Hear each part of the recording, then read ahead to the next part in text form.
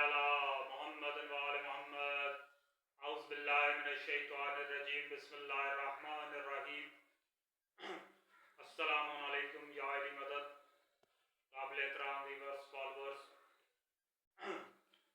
Professors advocates doctors engineers bankers تمام مکاتبہ فکر کے صاحبان فکر دوست احباب بزرگان تمام کو میں اپنے چینل پہ ٹیبلو پٹالوے مرحبا نیہاؤ اور خوش آمدید کہتا ہوں. چینل کو سبسکرائب کریں, بیل آئیکن پریس کریں. بہت شکریہ. جیسا کہ میرا موضوع گزشتہ ویڈیوز میں بھی ہادی, ہدایت اور نفس, اسی پہ آج گفتگو ہے. خطبہ پڑھ لوں. الصلاۃ والسلام علی اشرف الانبیاء وسید المرسلین وخاتم النبیین والشفیع المذنبین وجد الحسن والحسین علیہ السلام ابی القاسم محمد اللہم صلی علی محمد وأہل بیتہ الطیبین الطاہرین المعصومین والمظلومین. اما بعد فاعوذ باللہ من الشیطان الرجیم بسم اللہ الرحمن الرحیم. قال تبارک و تعالی عز وجل فی قرآن الحکیم والفرقان الحمید تبارک الذی بیدہ الملک وہو علی کل شیء قدیر الذی سبع سماوات طباقا الذی خلق الموت والحیاۃ لیبلوکم ایکم احسن عملا وہو العزیز الغفور الذی خلق سبع سماوات طباقا ما تری فی خلق الرحمن من تفاوت. بسم اللہ الرحمن الرحیم. قال رسول اللہ صلی اللہ علیہ وآلہ وسلم اولا خلق اللہ ما محمد نوری وعلی ومن نور واحد. بسم اللہ الرحمن الرحیم. تمام طاقتیں اور قدرتیں اس وحدہ لا شریک کے ہاتھ میں ہے کہ جو وہو الاول والآخر والظاہر والباطن وہو علی کل شیء قدیر ہے, جو فتاح بھی ہے, رزاق بھی ہے, سبو بھی ہے, قدوس بھی ہے, جو سلام بھی ہے, مہیمن بھی ہے, مومن بھی ہے, اور قہار بھی ہے, جبار بھی ہے, اور مالک الملک بھی ہے, عزیز بھی ہے, غفار بھی ہے, غفور بھی ہے. اس کی عظمتیں, اس کی قدرتیں, اس کی طاقتیں اس کی تخلیق سے آشکار ہوتی ہیں. جتنی خوبصورت, جتنی پائیدار اور جتنی عمدہ تخلیق کائنات کی ہے اللہ تبارک و تعالیٰ نے, بالکل وہی سورہ ملک میں اللہ اپنی تخلیق کو آشکار کر رہے ہیں, بیان کر رہے ہیں کہ تبارک الذی بیدہ الملک, کہ تمام تعریفیں اس اللہ کے لیے جس کے قبضے قدرت میں تمام بادشاہیاں ہیں, جس موت اور زندگی کو پیدا کیا, پہلے موت کو پیدا کیا.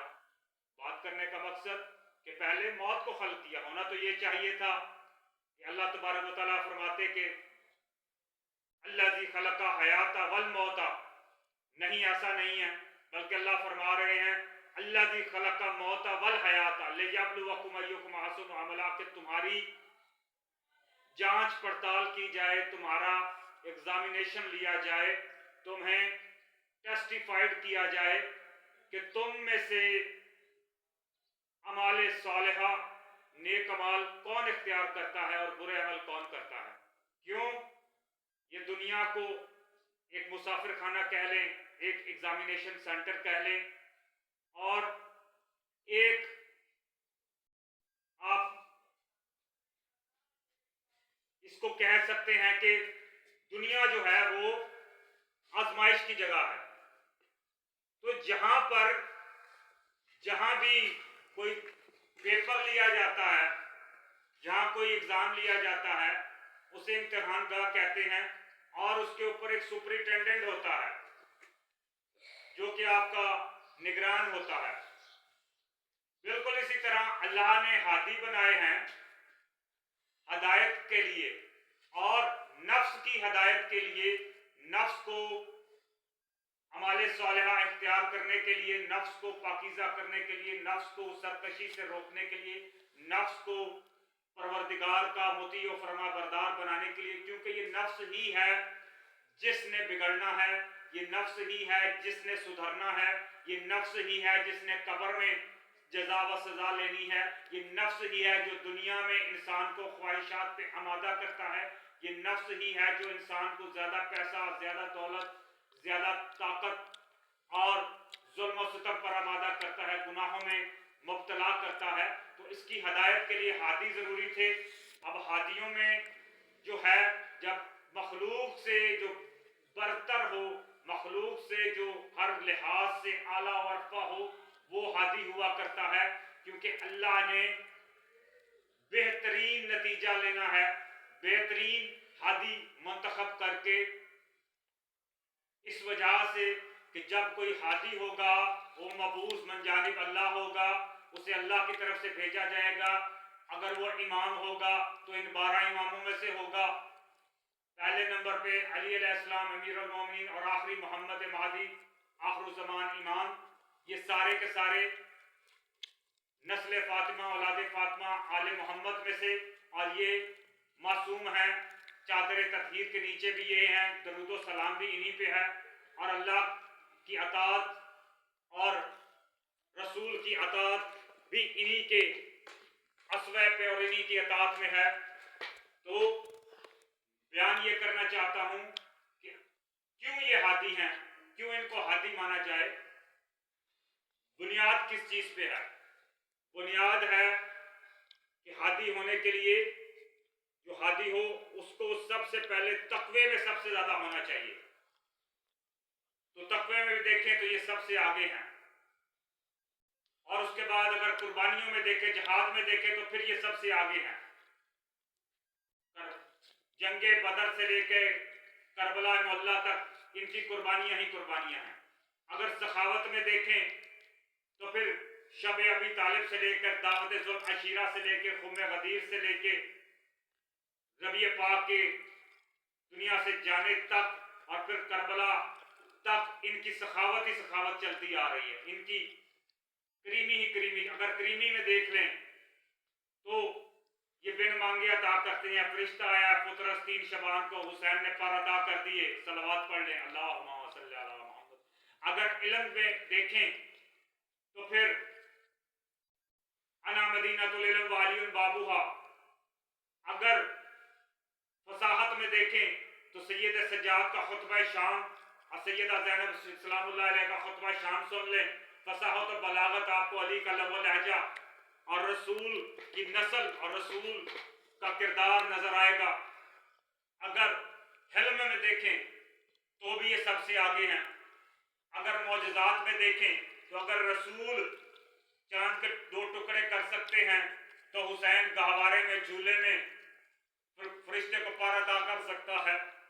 اگر رسول سورج کو پلٹا سکتے ہیں تو علی زندوں کو مردہ کر سکتا ہے، مردوں کو زندہ کر سکتا ہے۔ صلوات پڑھ لیں اللہم صلی علی محمد وعلی محمد۔ اس لیے نہیں کسی غلط فہمی کا شکار نہ ہو جائیے گا، علی ولی اللہ ہے، اللہ نہیں ہے۔ علی ولی ہے، ولی مطلق نہیں ہے، ولی اللہ ہے۔ ولی مطلق تو قادر کریم ہے، اللہ تبارک و تعالی۔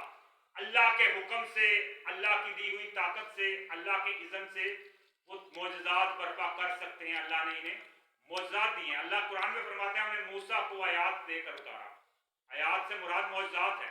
جو بھی نبی آئے ہیں معجزات لے کر آئے ہیں، رسول اللہ صلی اللہ علیہ وسلم کے پاس بھی معجزات ہیں، اہل بیت کے گھرانے میں معجزات ہیں، اور یہ معجزات کی وجہ سے باقی مخلوق سے افضل ہیں۔ جہاد کی وجہ سے، قربانیوں کی وجہ سے، تقوی کی وجہ سے، سخاوت کی وجہ سے، کریمی کی وجہ سے، شجاعت کی وجہ سے، فصاحت کی وجہ سے، بلاغت کی وجہ سے، خاندانی حسب و نسب کی وجہ سے، ہر میدان میں، ہر شعبہ زندگی میں، ہر لحاظ سے، زمین و آسمان میں، زمین پہ ہوں تو ان پہ درود و سلام ہے، آسمان پہ ہوں تو ان پہ درود و سلام ہے، زمین پہ ہوں تو مختار کل ہیں، آسمان پہ ہوں تو جنت کے سردار ہیں۔ صلوات پڑھ لیں اللہم صلی علی محمد وعلی محمد۔ میں بہت طویل گفتگو نہیں کروں گا۔ میں نے کل امام زمانہ کے ظہور کے متعلق شرائط اور علامات پر بات کی تھی۔ شرائط کو ہم نہیں دیکھتے، علامات پہ ہم چلتے ہیں، جی فلاں علامت یہ ہوگی تو تب ظہور ہوگا، یہ ہوگی تو تب ظہور ہوگا. علامات تو ظاہر ہوں گی اور یقیناً امام نے ظہور کرنا ہے. اب کب کرنا ہے یہ تو خدا کریم جانتے ہیں، لیکن ظہور سے پہلے، علامات سے بھی پہلے ان شرائط کو پورا کرنا ضروری ہے جن شرائط کے ہوتے ہوئے امام ظہور کریں گے. وہ شرائط ہم نے اپنے ارد گرد ایسے لوگ ڈھونڈنے جو امام کے اصحاب کی شرائط جن میں ہوں. اگر نہیں ملتے تو ہمیں خود میں ایسی کردار پیدا کرنا ہے، ایسی عبادت، ایسا تقوی پیدا کرنا ہے، ایسی ریاضت، ایسی محنت کرنی ہے کہ لوگ دیکھ کر کہیں یہ امام کا ماننے والا ہے، اور ہم امام کے ظہور کے لیے زمینہ فراہم کر سکیں، تاجیل میں، نصرت میں مدد فراہم کر سکیں. لوگ امام کے ظہور جب ہو تو ہم اس میں ایک سپورٹیو کردار ادا کر سکیں. اب 5 نشانیاں حتمی ہیں جو میں نے کل بھی بیان کی کہ 5 نشانیاں، علامات ایسی ہیں جو حتمی ہیں. ان میں سے ایک سفیانی کا خروج ہے، دجال کا خروج ہے، لشکر یمانی کا خروج ہے، سفیانی کا خروج ہے، سورج گرہن اور چاند گرہن ہے. سورج گرہن مہینے کے آخر میں رمضان میں ہوگا، رمضان میں سورج گرہن ہوگا اور مہینے کے آخر میں ہوگا، اور چاند گرہن مہینے کے وسط میں ہوگا، یہ بھی رمضان میں ہوگا. اور یہ بالکل برعکس ہے. عام میں ایسا ہوتا ہے کہ چاند گرہن مہینے کے آخر میں ہوتا ہے اور سورج گرہن مہینے کے وسط میں ہوتا ہے، لیکن چونکہ امام کا ظہور ہے اس لیے الٹ ہو جائے گا. مولا امام جعفر صادق علیہ السلام صلوات اللہم صلی علی محمد و آل محمد، مولا سے پوچھا گیا مولا ایسا کیوں ہوگا؟ سورج گرہن تو آخر مہینے میں نہیں ہوتا، اخیر مہینے میں سورج گرہن نہیں ہوتا، مولا یہ کیا بات ہوئی؟ تو مولا فرماتے ہیں یہ ظہور کی وجہ سے، کہ ظہور ہونا ہے اس لیے ایسی علامات ظاہر ہوں گی. اور اسی طرح جو غیر حتمی علامات ہیں جو کہ کسی جگہ ظہور پذیر ہو چکی ہیں، مختلف جگہوں پہ وہ لوگ دیکھ چکے ہیں. میں نے کل بھی بتایا عورتیں مردوں کی شکل اختیار کر جائیں گی. ابھی بات تو اس سے بھی بڑھ گئی، کئی مرد ہیں جو عورتوں کی شکلیں اختیار کر جاتے ہیں، لمبے لمبے بال اور پتہ نہیں کیا کا کچھ، پاؤڈر کریمیں. بھائی نماز پڑھو، کسی کو برا نہیں کہتا، کسی کو تنقید نہیں کرتا، لیکن ایک بار روح کی غذا کھا کے تو دیکھو. درود پڑھو، نماز پڑھو، کسی کریم کی ضرورت نہیں رہے گی. قدرتی طور پر تمہاری جلد پہ تمہاری روح جب صاف ہو جائے گی تو پھر تمہیں کسی آرٹیفیشل فیشل اور بیوٹی کریمز کی ضرورت نہیں رہے گی. نماز پڑھو، رمضان کے روزے رکھو، زبان پہ درود و سلام جاری رکھو، اور مغلظات سے اور بیہودہ گفتگو سے اگر بچا جائے تو انسان کا چہرہ روشن ہو جاتا ہے. صلوات پڑھ لیں، اللہم صلی علی محمد و آل محمد. تو جو علامات ظاہر ہو چکی ہیں لیکن ظہور قریب نہیں ہے، ظہور ہونا ہے بہرحال، ان میں سے درخت نہیں لگائے جائیں گے، اگر لگائے بھی جائیں گے تو بہت کم، اور ان کا استعمال بہت کم. فضا آسمان تاریک ہو جائے گا گناہوں کی معصیت سے، یہ میں نے کل بھی بیان کیا. فضا غبار آلود ہو جائے گی اور پانی ختم ہو جائے گا. یہ جنگوں کی صورتحال ہم جنگیں دیکھ چکے ہیں. بالکل اسی طرح انسان جو ہیں وہ نماز ترک کر دیں گے اور نفسانی خواہشات کے اسیر ہو جائیں گے. اور سب سے بڑی بات جو آج ہم دیکھ رہے ہیں کہ لوگ نفسانی خواہشات، روپیہ سب کا دین ہوگا، دوستیاں ہوں گی روپے کے لیے، پیسے کے لیے، اور تعلقات ہوں گے پیسے کے لیے. رسول اللہ سے حدیث منسوب ہے 72 نشانیوں میں سے کہ لوگ عزت و احترام کریں گے ان کا جو روپے پیسے والے ہوں گے. عزت احترام، تکریم، تعظیم دولت مندوں کی جائے گی. تو ہم دیکھتے ہیں کہ آج جس کے پاس زیادہ پیسہ ہے، گاڑی ہے، بینک بیلنس، بنگلہ ہے، اللہ اور عطا کرے جن کو عطا کی ہے، کوئی حسد والی یا بغض والی بات نہیں ہے، لیکن ہم دیکھتے ہیں عام طور پہ لوگ ان کی تعظیم کرتے ہیں. اس کے برعکس کوئی اپنا ہو غریب، گاڑی نہ ہو یا کم آمدنی ہو تو اس کو کہیں گے یار یہ کیا ہے بھائی، چھوڑو اس کو، اس کی تو یہ فلاں عیب ہے، اس میں یہ فلاں عیب ہے. یعنی برا بلا کہیں گے، اور برا بلا ایک دوسرے کو دوست رشتہ داری میں، دوستی میں، تعلقات میں ہم دیکھ رہے ہیں، ہم ایک دوسرے کو برداشت نہیں کرتے، برا بلا کہہ رہے ہیں. تو دولت مندی کی وجہ سے ایک دوسرے کی عزت و تکریم ہوگی، شراب نوشی ہوگی، اور طرح طرح کے مثلا جھوٹ بولا جائے گا، خیانت کی جائے گی. ہم دیکھ رہے ہیں ہو رہا ہے. اور اس کے علاوہ بے شمار اس طرح کی ہم نے چیزیں جو ہیں پڑھی. اب کرنا کیا ہے ہم نے؟ آج کے دور میں ہم جی رہے ہیں تو ہم نے نماز پڑھنی ہے، دعاؤں میں، وظیفوں میں، حدیث قصہ، دعائے نور کبیر، صحیفہ سجادیہ میں جو دعائیں، ایک دعا نمبر 7 ہے، وہ دعائیں پڑھیں. اور امام امام سے توسل کریں اور امام کو یاد رکھیں، تاکہ جب امام کا ظہور ہو، اگر ہم زندہ نہ بھی ہوں تو ایک نماز کے بعد دعا کیجئے کہ مولا ہمیں اپنے ساتھیوں میں شمار فرما۔ تو میں نے ایک جگہ پڑھا تھا کہ اللہ اس کو زندگی عطا کرے گا تاکہ وہ لشکر امام میں شامل ہو۔ صلوات پڑھ لیں، اللہم صلی علی محمد۔ ہمیں نہیں پتا کہ ہم نے کتنا جینا ہے، جو علامات کچھ ہم نے دیکھ لی ہیں، کچھ نہیں دیکھی یا نہ دیکھ پائیں گے، تو ایسے میں ہم کیا کریں، ہمارا عمل کیا ہو؟ سب سے پہلے کہ ہم خود کو تیار کریں کہ امام نے ظہور کرنا ہے، امام نے آنا ہے، جیسے موت آنی ہے اسی طرح امام نے بھی آنا ہے، تو امام کے آنے کی تیاری کرنی پڑے گی۔ بھائی اگر آپ کو پتا ہو کہ آپ کو در کسی ایم پی ایم این اے نے دعوت پہ آنا ہے یا کسی بہت بڑی سیاسی یا بااثر شخصیت نے آنا ہے، تو آپ کیا کریں گے؟ آپ اپنے گھر کو صفائی کریں گے، گھر کو صاف ستھرا کریں گے، رنگ روغن کریں گے، اس میں طرح طرح کے پھول اور کیاریاں اور پتیاں سے پھولوں سے سجاوٹ کریں گے، کیونکہ وہ ہستی آئے گی تاکہ وہ خوش ہو کر بیٹھے اور ماحول کو پسند کرے، اور آپ سے اس کے تعلقات جو ہیں وہ بہت اچھے استوار ہوں یا استوار ہیں تو وہ آپ کے پاس آ کے خوشی محسوس کرے۔ تو ہم دیکھتے ہیں کہ جب دنیا داری کے تعلقات میں ہم ان چیزوں کو مد نظر رکھتے ہیں تو جس امام کی وجہ سے یہ کائنات ساکت ہے، منتظر ہے، سورج صبح دن سے شام تک، چاند رات سے صبح تک گردش میں ہے اور انتظار میں ہے کب یوسف زہرا طلوع ہو۔ صلوات پڑھ لیں، اللہم صلی علی محمد وعلی محمد۔ تو اس کے آنے کا بھی تو اہتمام کرنا چاہیے کہ نہیں؟ امام کو بھی تو پتا ہو میرے ماننے والے مجھے یاد کرتے ہیں۔ ہمیں اپنی نماز میں، اپنی دعاؤں میں، اپنی مناجات میں چلتے بیٹھتے اٹھتے بیٹھتے ذکر امام، فکر امام اور اطاعت امام میں آنے کی کوشش کرنی چاہیے۔ دعا ہے کہ محمد وآل محمد کا خالق اللہ محمد وآل محمد کے تصدق و طفیل میں امام زمانہ کا ظہور ہماری زندگیوں میں ہو اور ہم امام کے لشکر میں شامل ہوں اور امام کی خاطر لڑتے ہوئے ہم دنیا میں عدل قائم کرتے ہوئے اسلام کے لیے اور انسانیت کے لیے اور امن کے لیے اور عدل کے لیے امام کا ساتھ دیں، نصرت کریں، اور اللہ ہمیں فتنہ دجال سے بچائے۔ جو بیمار ہیں، بیمار کربلا کا صدقہ انہیں شفا عطا ہو، جو بے روزگار ہیں شہزادہ علی اکبر علی اصغر کا واسطہ انہیں روزگار عطا ہو، جو تنگ دست ہیں ان کی تنگ دستی دور ہو، جو بے گھر ہیں انہیں گھر عطا ہوں، جو امتحانات میں کامیابی آتی ہے انہیں امتحانات میں کامیابی عطا ہو، جو روزگار بیرون ملک سفر چاہتے ہیں خواہشمند ہیں، مولا ان کی خواہشات پوری فرما۔